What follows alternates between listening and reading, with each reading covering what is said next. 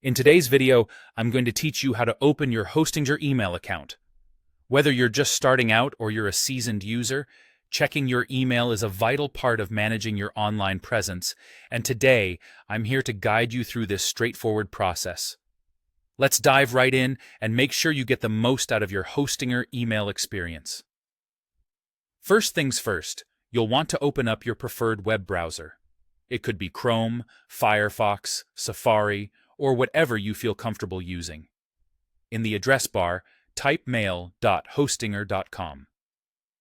This will take you directly to the Hostinger email login page. It's designed to be simple, so you're already halfway there once you've arrived. Next, you'll see fields prompting you for your credentials. Here, you'll need to enter your full email address. This means including everything after the @ symbol in addition to your username. For example, if your email address is example@yourdomain.com, make sure to type the full thing without leaving any spaces. Accurate entry is key here, so double-check that information before moving on. After that, you'll need your password. This should be the secure password you created when setting up your email account. Remember, passwords are case-sensitive, so be mindful of capital letters or accidental spaces. With your email and password entered, you're ready for the final step. Click on the Login button. This action sends your credentials to the server, allowing you access to your inbox. If all your details are correct, you should be seamlessly directed to your email dashboard.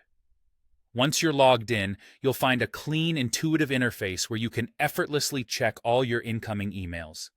In fact, one of the highlights of Hostinger's email service is its simplicity, making it easy to stay on top of your communications.